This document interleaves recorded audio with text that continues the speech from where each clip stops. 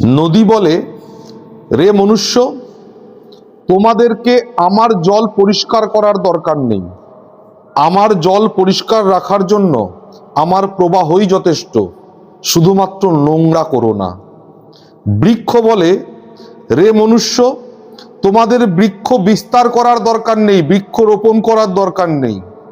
আমার বৃক্ষ বিস্তার করার জন্য আমি নিজেই যথেষ্ট, শুধুমাত্র গাছ কেটো না। শান্তি বলে, রে মনুষ্য, তোমাদেরকে শান্তি বজায় রাখতে হবে না, শান্তি বজায় রাখার জন্য আমি নিজেই যথেষ্ট, শুধুমাত্র অশান্তি করো না। তেমনি ঈশ্বর বলেন, রে মনুষ্য, বিপদে পড়ে আমার শরণাপন্ন হওয়ার দরকার নেই, শুধুমাত্র ভালো কর্ম করো, আমি নিজেই তোমাদের শরণে আসব, তোমাদেরকে বিপদ থেকে রক্ষা করব। জয় মা, জয় মা সর্বমঙ্গলা।